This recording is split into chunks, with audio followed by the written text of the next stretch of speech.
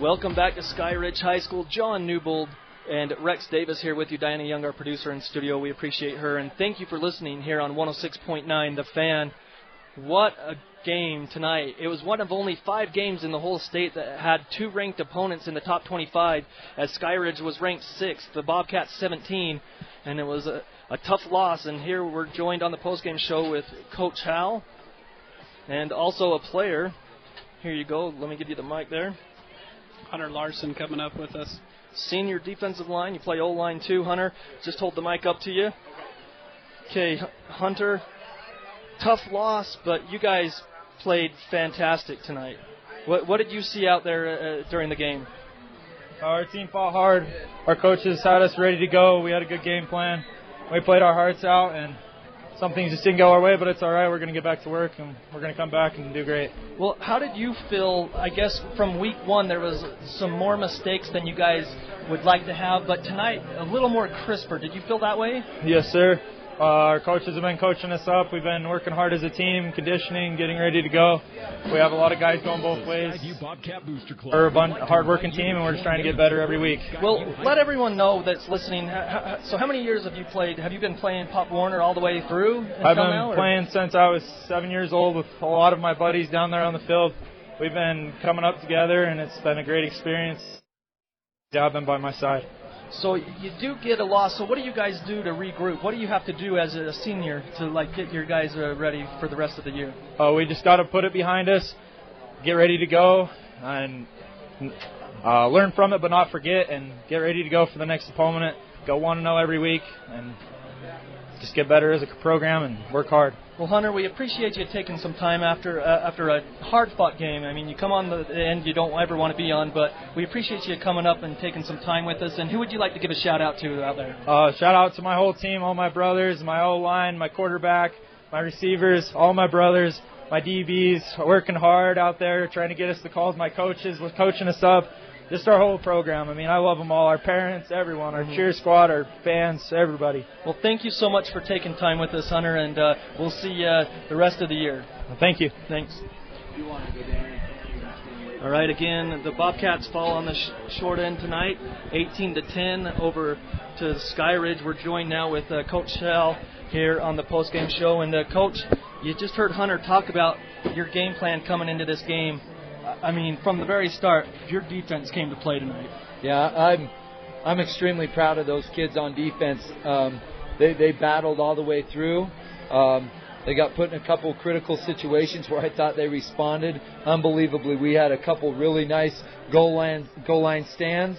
One basically on the 2-yard line right after a fumble, and we turned around and created another fumble. And so I'm extremely proud of those guys. They didn't worry about what went wrong or whatever. They just understood their job was to stop them from crossing that last line, and I thought they did a really good job of that tonight. Well, 3-0 at the half, and then that third quarter just kind of got away from you, it looked like.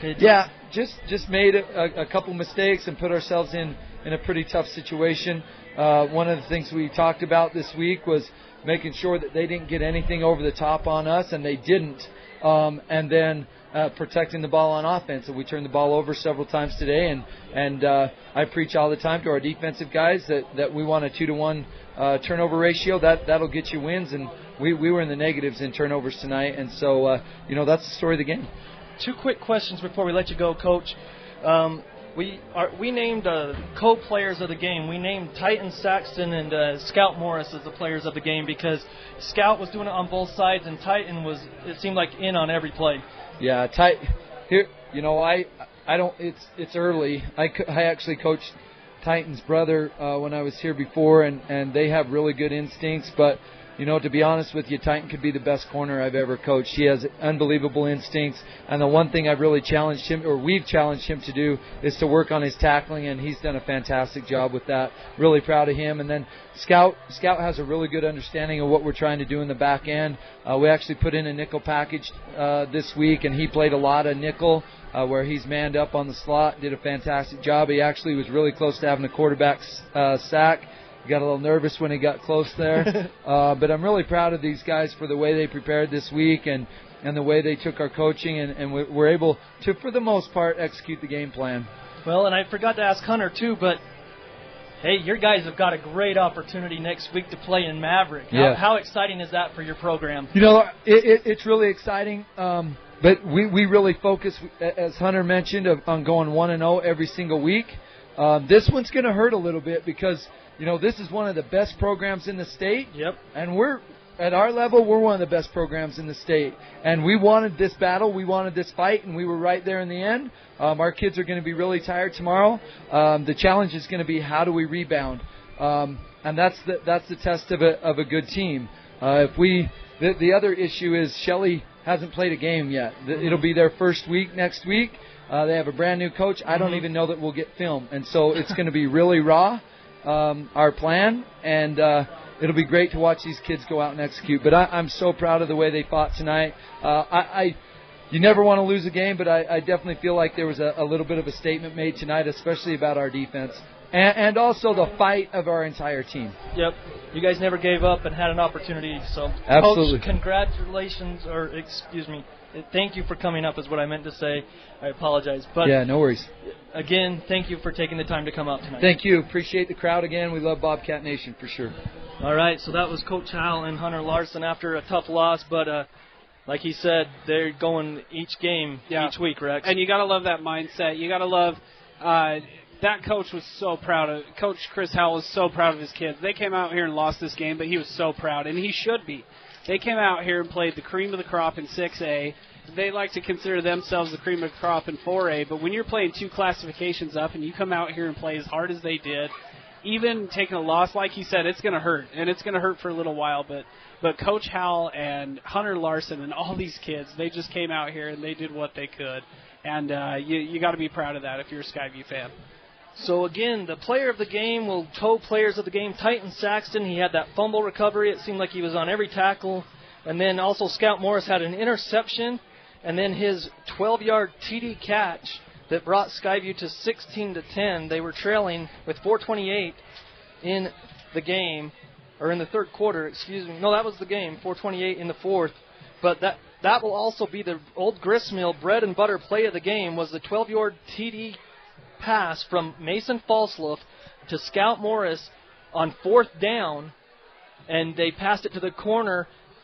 Scout was on the right side. He was the lone receiver. They faked to the left, and then they threw it back to the right, and Scout Morris caught the touchdown. That's your bread and butter play of the game by Old Gristmill. So if you listen to the Full Court Press on Monday from 4 to 6, Eric Franson and Ajay Salveson will ask for the bread and butter play of the game, and it was that 12-yard touchdown pass to Scout Morris from Mason Falsloff with 4:28 to go in the game. So, tough game for the Bobcats, but next week it will be a Thursday night game. We'll be on the air. Remember, $7 to get into that doubleheader. You can watch Logan and Preston at 6.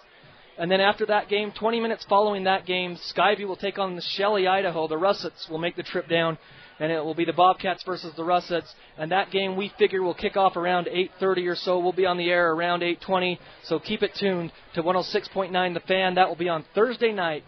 Rex, any last thoughts before we wrap this up? No, I got to give a quick shout-out to this Skyview team. I mean, they came out and fought hard, and I'm really impressed with this Skyview team, with this coaching staff.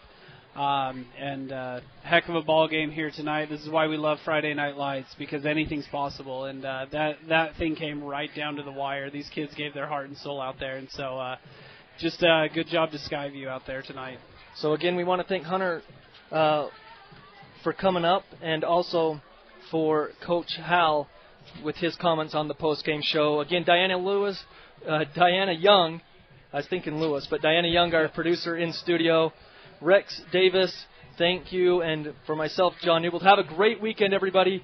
Skyview goes down in defeat, 18-10. They'll fall to 1-1 on the season, but they'll be in Maverick Stadium next Thursday to face the Shelley Russets in that doubleheader in the Rocky Mountain kickoff. So stay tuned for that. And again, have a good night, everybody.